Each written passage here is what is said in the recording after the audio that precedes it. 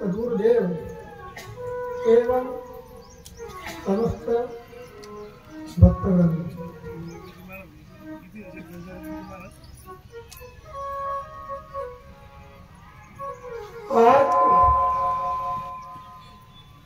आपल्या या आर्य वैदिक संस्कृतीमध्ये आजचा जो दिवस आहे तो फार महत्त्वपूर्ण आहे.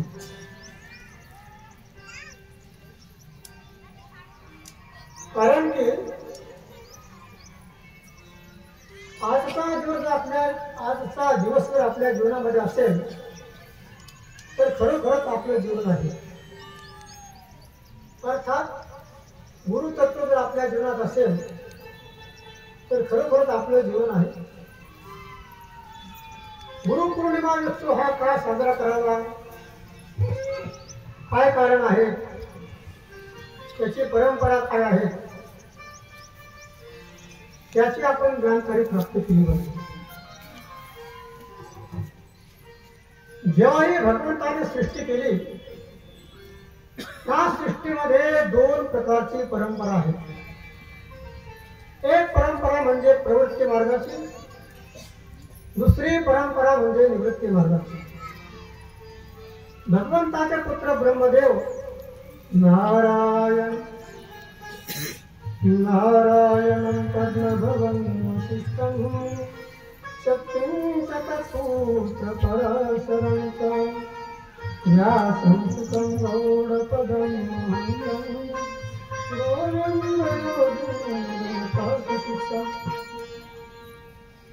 भगवंताचे पुत्र ब्रह्मदेव, ब्रह्मदेवाचे पुत्र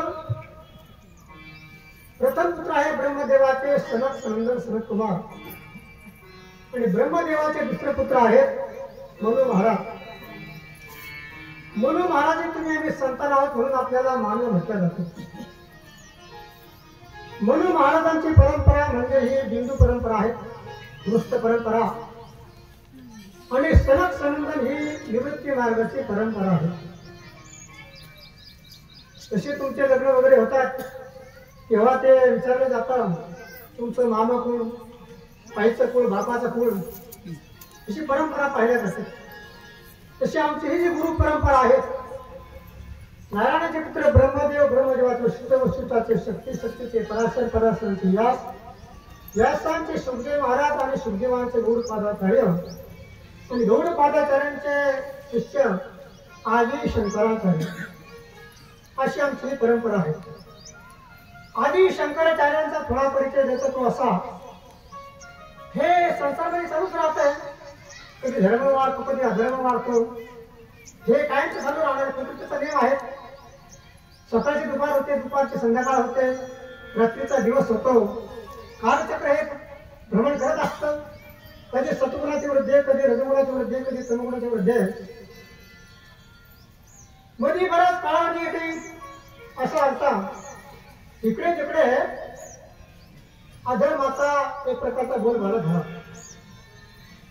सर्व वेळेला भगवान अवतार घेतले, कधी कधी ते अंश अवतार घेतात, कधी कला अवतार घेतात. तसेच भगवंताचे कला अवतार आहेत. शंकराचार्य. शंकराचार्य यांचा जन्म केरळ प्रांतामध्ये कालडी गावात झाला होता. लहानपणी त्यांनी आईला म्हटलं की आई, मला संन्यास घ्यायचा आहे, परंतु एक नियम असा असतो की संन्यास घेण्यासाठी आई वडिलांची आज्ञा घेणे आवश्यक असते. शंकराचार्य विचारलं, त्या शंकराचार्य नव्हतं. शंकराने विचारलं, आई मला संन्यास घ्यायचा आहे. आईने सांगितलं, अरे बाबा, तू मला एकटाच पुत्र आहे, तू तुला संन्यास घेण्याची आज्ञा घेत नाही. त्यांनी काय नाटक केला, त्यांच्या गावामध्ये पूर्णा नावाची नदी होते, ते रोज स्नानाला जायचे. असंच एके दिवशी स्नानाला गेले आणि त्यांनी असं नाटक केलं. नाटकामध्ये प्रत्यक्ष होते, ती माया होती. एक मगराने आणि यांचा पाय धरला. हे केवळ 5 वर्षाचे होते आणि आईला सांगले, बघ आई, ह्या मगराने माझा पाय धरलेला आहे, मला सोडत नाही. ते म्हणतात, जर तू संन्यास घेत असेल तर मी तुझा पाय सोडतो आणि तुला घालून टाकतो. आई बिचारी घालून गेली. आईने सांगितलं, अरे बाळा, सांग त्याला, तू संन्यास घे, तू चाल, परंतु जीवनदान दे. आणि आईने सांगितल्यानंतर मग त्या मगराने त्यांना सोडून दिलं. आता ते मगर म्हणजे ते मगर तुमच्या सगळ्याच्याच पाठीमागे लागेल. असो, जेव्हा ते बाहेर आले, त्यांनी आईला सांगितलं, आई, आता मी संन्यास घेणार. आई मला, अरे बाळा, मी तुला त्या संकटातून वाचवण्यासाठी असं ते केलं होतं, म्हटलं होतं, ते तू संन्यास घेऊ नको. परंतु यांनी सांगितलं, नाही, आई, तुझं वचन खोटं होईल. आईने सांगितलं, बघ, तुम्हाला एकटाच पुत्र आहे आणि तू संन्यास घेऊ नको.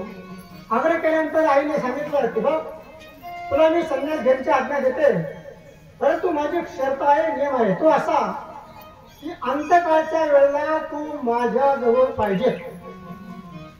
तसे हे संन्यासी यांनी आईजवळ राहावं असा काही शास्त्राचा नियम नसतो. तो थोडक्यात त्यांचा पैकी असा की संन्यासी लोकांचा, की तुम्ही लोक जेव्हा मरतात तेव्हा तुमचे संस्कार होतात, सारी होते, मग गंधमुक्ती होते. परंतु जेव्हा संन्यासी बनवले जातात तेव्हा त्यांचे स्वतःचे संस्कार करतात, त्यांची सारी होते, गंधमुक्ती होते, श्राद्ध तर्पण होते. दुसरा विषय असा, त्यांचे आई वडील जरी जिवंत जरी असले तरी त्यांना जिवंत आई वडिलांचं श्राद्ध तर्पण करावं लागतं, तेव्हा संन्यास होतो. तरी पण सुद्धा त्यांनी स्वीकृती दिली, काही अंत्यकाळ चढला, तू मी तुझ्याजवळ राहील. एक प्रकारचे ते योगी होते. शंकराचार्य परिचय काय घ्यायचा की त्यांनी आपल्यासाठी काय केलं. जिकडे तिकडे अधर्म वाढलेला होता, त्यांनी अशी सुंदर अशी वस्तू परंपरा बनवली. याच्या पहिले संन्यासी केवळ एक होते, संन्यासी, हंस, परमहंस, अवधूत, अति अवधूत असे काही प्रकार होते. परंतु भगवान शंकराचार्यांनी 10 प्रकारची संन्यास परंपरा स्थापित केली. गिरीपुरी, भारती, सरस्वती, गिरी, पर्वत, सागर, तीर्थ, आश्रम, वन, अरण्य.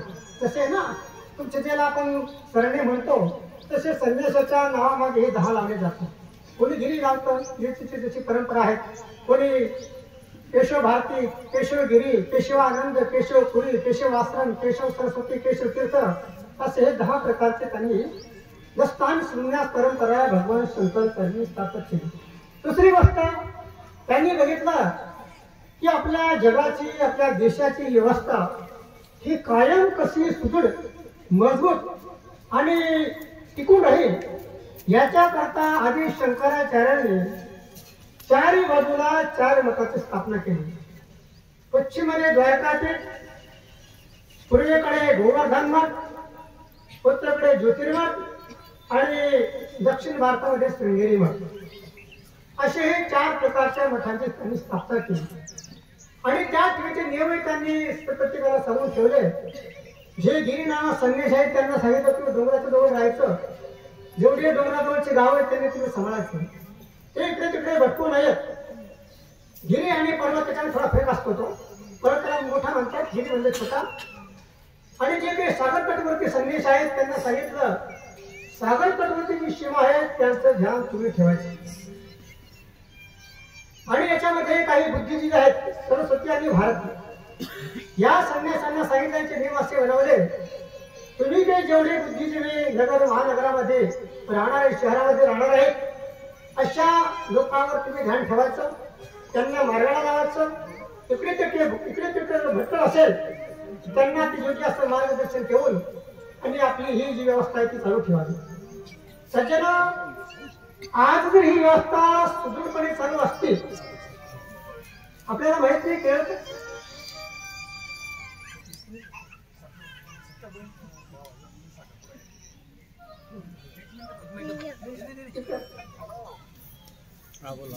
बाबा लोकांकडे आणि नेता लोकांकडे हा वेळेकडे असतो आणि आपल्या तालुक्याचे आमदार साहेब यांनी या ठिकाणी उपस्थित केली. त्यांचा आश्रमाबद्दल आणि सर्व आमच्या ग्रामस्थांबद्दल त्यांच्याबद्दल त्यांचा धन्यवाद. यांची शक्ती द्यावी, यांनी सेवा करावी, जनतेचे कार्य करावं, जनता यांच्यावर प्रसन्न व्हावी, यांनी जनतेवर प्रसन्न व्हावं. धन्यवाद त्यांचा.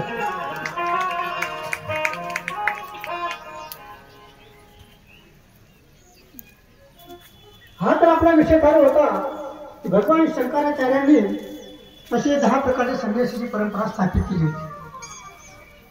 हे मी काय सांगत होतो, जसे आपल्याला माहित असेल, जे आज त्यांना आपण आदिवासी म्हणतो, जंगलामध्ये राहणारे सर्वच हिंदू आहेत, सर्वच भारतीय आहेत, परंतु त्यांच्याशी आपला संपर्क नसल्यामुळे विदेशी षडयंत्राने असे बरेच त्या ठिकाणी धर्मांतर करून त्यांना आपल्या पक्षात घेतलेलं आहे.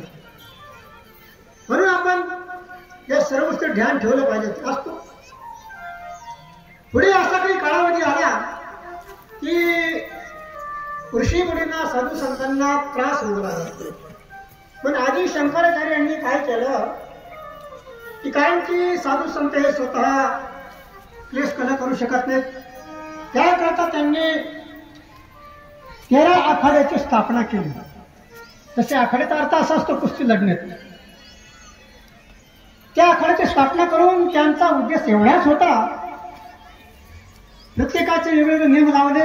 आणि जसे आपले भारतामध्ये प्रत्येक देशामध्ये एक सेना असते, तसे आधी शंकराचार्य यांनी हे आखाडे स्थापित करून त्याच्यामध्ये बुद्धिजीवी वेगळे, ज्ञानवान वेगळे, भक्त वेगळे, सेवेकरी वेगळे, प्रत्येकाला त्यांनी आपले आपले नियम आखाडे वाटून दिलेले होते.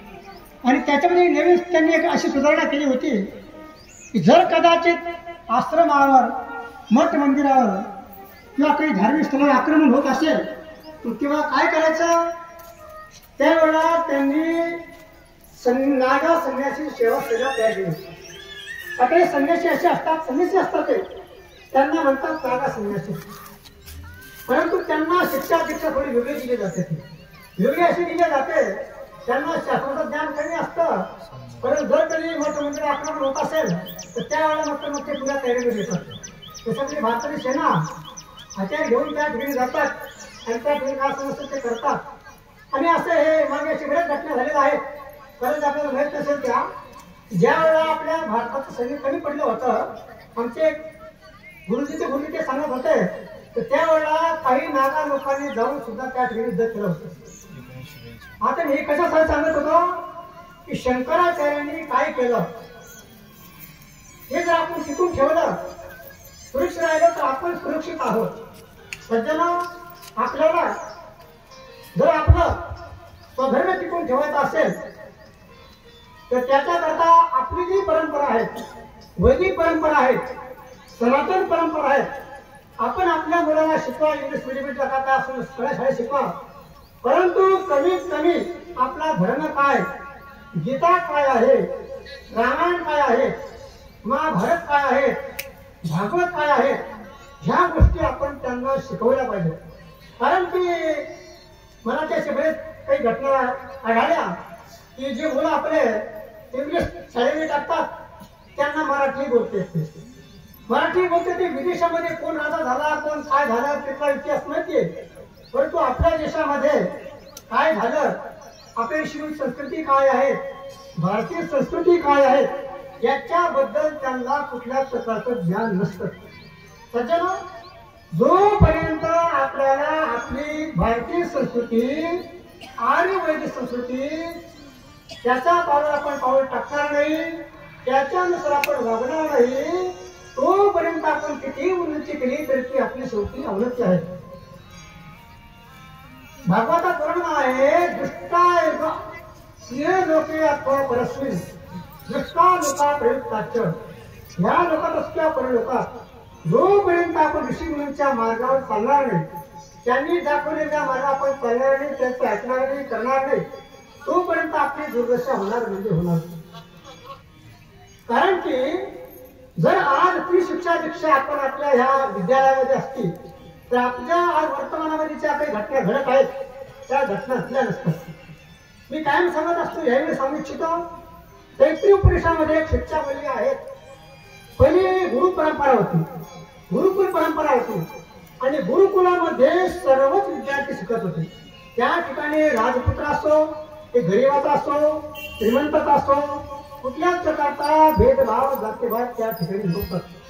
आणि त्याचा परिणाम काय होता की सर्वांना एक दुसऱ्याबद्दल आदर होता, प्रेम होतं. जसे आपल्याला माहित आहे, सांदीपलीकडे भगवान श्रीकृष्ण गेले आणि सुदामा गेला, बरेच विद्यार्थी होते, परंतु त्या ठिकाणी गुरु सांदीपनी सर्वांनाही यथायोग्य आपल्या वर्ण धर्मानुसार शिक्षा देत होते.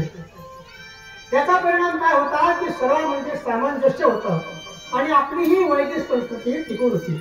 आज आपली दुर्दशा का झाली, आपल्या मुलांना गीता म्हणजे काय, रामायण म्हणजे काय माहितच नाही.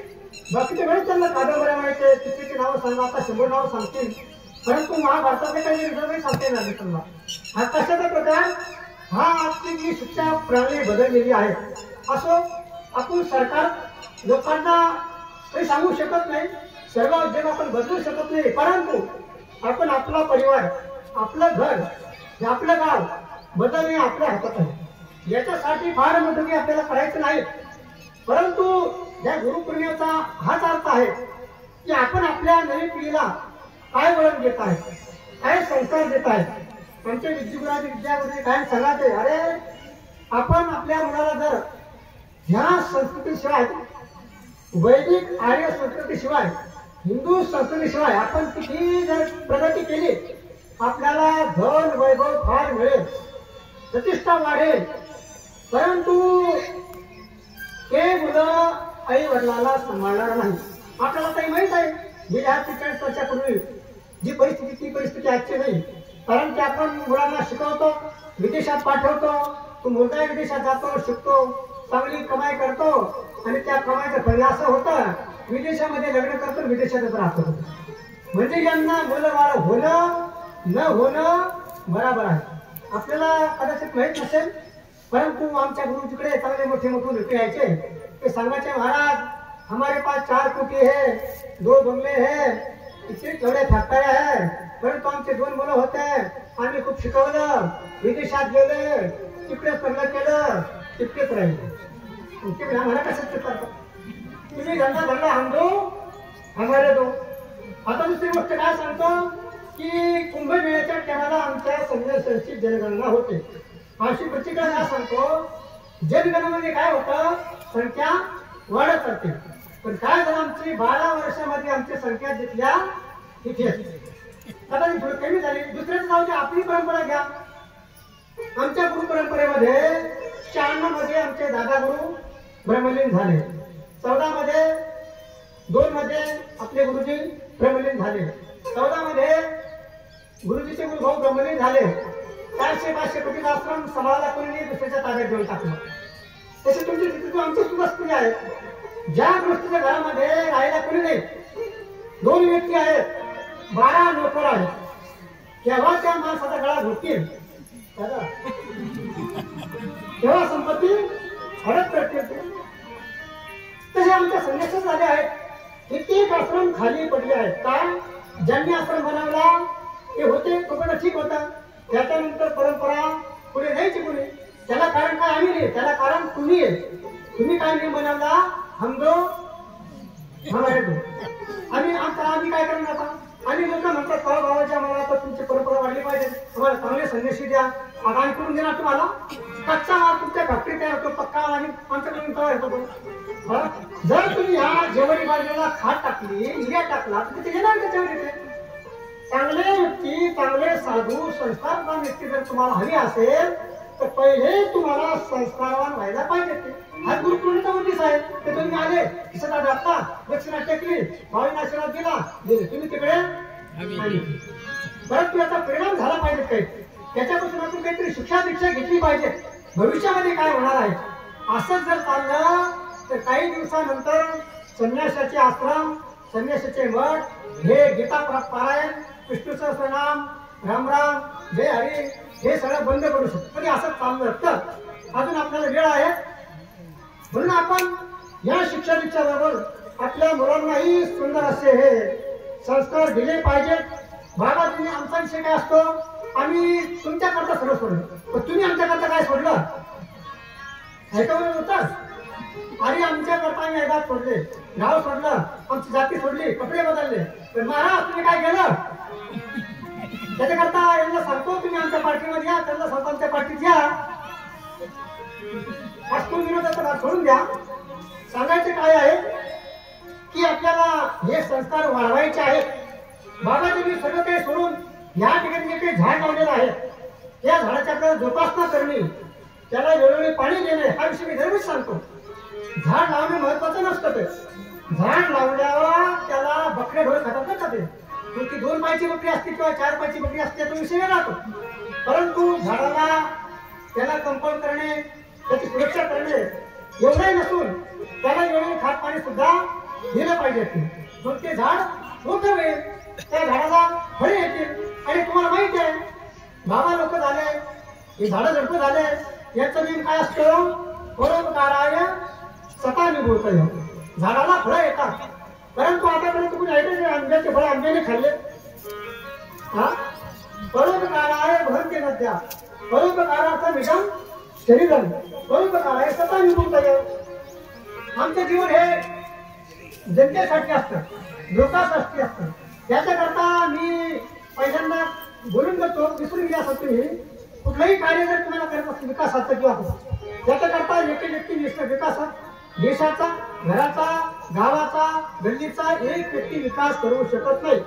त्याच्याकरता त्यांनी 2 पाऊल पुढे व्हावं, आम्ही 2 पाऊल पुढे व्हावं, सर्वांनी सामंजस्य ठेवावं, तेव्हा सर्वांचा विकास होतो. मी एक फक्त तुम्हाला कायम सांगत असतो, गीतेमध्ये सांगितलेलं आहे भगवंताने की परस्परम भाव यांचं श्रेय करून होऊ शकतं. जर तुम्हाला एक प्रगती प्राप्त करायची असेल तर तुम्ही सगळ्यांनी प्रेमाशी वागावं. या गीतेच्या वचनामध्ये कुठल्याच प्रकारचा जातीचा भेदभाव उल्लेख केलेला नाही. लहान असो, शहाण असो, देशी असो, विदेशी असो, भगवंताने काय सांगितलं की परस्परम भाव यंत्र. तुम्ही एक दुसऱ्याची उन्नती करा, एक दुसऱ्याला मदत करा, त्याने तुमची प्रगती, सर्वांची प्रगती. आपल्याला माहित आहे काय सांगत असतो, एकने किती होतात ऐकायला गिरीश माहिती, एकने किती होतात, एकने का एकने किती होतात 11. कसं मी सांगतो 11 आणि हा विषय काय सांगायचा, जर आपण 2 अंक वेगळे राहिले तर त्याची किंमत फक्त एकच राहील. जर ते 2 अंक जर एका ठिकाणी येऊन सामान्य मित्रता केली तर त्या एकाची किंमत किती होईल, ते 11 होईल. तसे आपला हा व्यवहाराचा संबंध आहे. तर आपण काय करतो, जे काही घराची प्रगती, गावाची प्रगती, देशाची प्रगती आहे, जगाची प्रगती आहे, आपण काय करतो एक दुसऱ्याची हक्का चालत बसतो. त्याच्यामुळे काय होतं, सगळं आपलं नुकसान होतं. या उन्नतीसाठी आपण कुठल्याच प्रकारचा जातीभाव पाहू नये, भेदभाव पाहू नये, पक्षपात पाहू नये. सर्व आपले, सर्व आपण भारतीय आहोत. मी काय दृष्टांत देत असतो की म्हणतात भावाजी काय ते सांगतात. दृष्टांत असा होता की तुम्हाला माहिती कौरवांची पांडवांची खानदानी दुश्मनी होती ती. परंतु ज्या वेळेला दुर्योधनाला कोणी बांधून घेऊन चाललं, पांडव वनवासात होते, तेव्हा युधिष्ठिराने सांगितलं जाय रे अर्जुन, त्याला सोडणार. मी म्हणे जाऊ दे, आपला दुश्मन आहे. युधिष्ठिराने काय सांगितलं होतं, अरे भाऊ आपल्या भाऊबंदी आपल्या सीमित आहे, आपला वाद व्यक्तिगत आहे. जेव्हा त्यांच्या आपल्या भांडवडी होती तेव्हा ते 100 आहे, आम्ही 5 आहोत. परंतु जर कोणी तिसऱ्या व्यक्तीने आक्रमण केलं तर आम्ही 105 आहोत. तसंच आपण आपल्या देशाकडे आक्रमण होत असेल तेव्हा आपण सगळा हा भेदभाव करून दिला पाहिजे. आज काय झालं आहे की आपल्या देशावर 4ही बाजूने आक्रमण होत आहेत. कशाचं, धर्मांतर करायचं किंवा हे गुंडागर्दी फैलायची, ह्याच्या काही गोष्टी चालू आहेत. याच्याकरता केले एक व्यक्तीचं काम नाही, सर्वांचं काम आहे. विकास जर हवा असेल आपल्याला त्या ठिकाणी आपल्यामध्ये भेदभाव जातीभाव सोडून आणि सर्वांनी एकत्र यायचं आहे, तेव्हा आपल्या देशाचा हा ब्रह्मदेवाला सांगत होते भगवान परस्परम भावयंत श्रेय परम अवाप्यतम. हा दृष्टांत माहित आहे. तरी सांगतो तुम्हाला की सज्जन आणि दुर्जन काय फरक असतो माहित आहे. तरी सांगतो ब्रह्मदेवाने एकदा काय केलं, दैत्यांना आणि देवतांना पंक्ती बसवल्या त्यांच्या दोघांच्या जेवणाला बसा. दैत्यांचे हात बांधले, देवतांचे हात बांधून ठेवले, अशा लंबलांब कवड्या बांधल्या, पत्राळ्या वाढल्या, जेवी वाढली, सगळे जगात सुरू करा. त्यावेळेला देवतांनी काय केलं, एक त्याच्या तोंडात हात घालायचा, पैसे तोंडात हात घालायचा. दैत्यांनी काय केलं, काहीच नाही केलं, खूप पैसे नाही घेतले. हे काय सांगतो, हो परस्परम भावयंत श्रेय परम अवाच्यत. आपण जर एक दुसऱ्याची मैत्री करून राहिलो तर आपल्या घराचा विकास होईल, गावाचा विकास होईल. आणि आपण जर आजच्यामध्ये भांडण करत असलो तर आपल्या घराचा विकास नाही, गावाचा विकास नाही, देशाचाही विकास नाही. त्याच्याकरता सगळ्यांनी सामंजस्य ठेवलं पाहिजे. हाच गुरुपूर्णिमेचा अर्थ आहे. कारण की हे स्थान असं आहे, या ठिकाणी जसे आमचे नेता आले, खाली बसले, एक काळाचा चपराशी तो पण खाली बसला, पण त्यांना असं वाटत की आम्ही या ठिकाणी लहान आहोत, तुम्हाला असं वाटतं की आम्ही लहान आहोत, मोठं आहोत. या ठिकाणी सर्व सारखे आहेत. आमदार साहेब आले, खाली बसले. कारण काय सांगायचं, हे एक असे स्थान आहे, हे गुरुस्थान असं आहे, धर्मस्थान असं आहे. या ठिकाणी जातीपातीचा सर्व येतात, सामंजस्य राहतात. आणि असं सामंजस्य सर्वांनी ठेवून घ्यावं, त्याने तुमचा सर्वांचा विकास होईल. आणि तुमचा आमचा सर्वांचा विकास, आपला विकास, आपली हे लोक सुटेल आणि परलोकही सुटेल. त्याच्याकरता दुसरा महत्वाचा विषय, आपण आपल्या मुलाला शिकवा, जरूर शिकवा. देशात विदेशात गेला पाहिजे, परंतु त्याला आपल्या संस्कृतीचं ज्ञान अवश्य असलं पाहिजे. कारण ते रामायण स्पष्ट नाही, प्रातकाल उठके आता माता पिता गुरु हवी माथा. त्याला शिक्षण दिले जाते, तुम्ही सकाळी उठावं, स्नान करावं, देवपूजा करावी, आई वडिलांना नमस्कार करावा, असं वेदाचा मंत्र आहे. ते त्रिपुरीसमध्ये वर्णन आहे. मातृदेवो भव, पितृदेवो भव, आचार्य देवो भव, अतिथी देवो भव, परस्पर देवो भव. एवढे जर सूत्र आज शिक्षण प्रणालीमध्ये लागू केलं, परस्पर देवो भव, मातृदेवो भव, पितृदेवो भव, हे जर लहान मुलाला लहानपासून शिकवलं गेलं तर का हो वृद्धाश्रम बंद पट्टी कसं राहतील, कोणी जाणारच नाही. त्याला आपल्या आई वडिलांबरोबर आपुलकी राहील, प्रेम राहील. त्याच ठिकाणी वर्णन आहे, हे असण्यातून स्त्रिया तेषां तेषां सूर्यप्रसनीय. याचा अर्थ असा आहे, जर आपल्याला काही कळत नसेल व्यवहारामध्ये तर आपण आपल्या वडीलधाऱ्यांचा, ज्येष्ठांचा, श्रेष्ठांचा सल्ला घ्यावं की आपण आता काय केले पाहिजे, काय केल्याने काय होईल. असं हे वर्णन उपनिषदामध्ये आहे. या छोट्या छोट्या गोष्टी जर आपण आपल्या मुलांना शिकवल्या तर ते त्याचा आपल्या कल्याण, आपल्या घराचा, आपल्या गावाचा, आपल्या देशाचं कला होईल. याच्यामध्ये कुठला प्रकारचा गती व्हायचा घेत नाही. त्याचं काय काय घेणार आहोत. पाटील असेल, त्याने आपल्या मुलाला ओळख दिलं, आईवडिला नमस्कार केला, हरिजन असेल, कोणी असेल, सर्वांना वाटतं आपली मुलं चांगले पाहिजे. आता तुमची मुलं चांगली पाहिजे त्याच्याकरता कोणी प्रयत्न केला पाहिजे. हा आमच्याकडे मुलं येतात फक्त 2 घंटे, 22 घंटे तुमच्याकडे आम्ही शिकवतो. परंतु जर कोणी तिकडून नियम असा झाड लावलं मत नाही, पाणी टाकले का वाळून गेलं ते. तसं आता तुम्ही सर्वांनी ध्यान ठेवायचं, गुरुपौर्णिमेचा हाच हेतू आहे.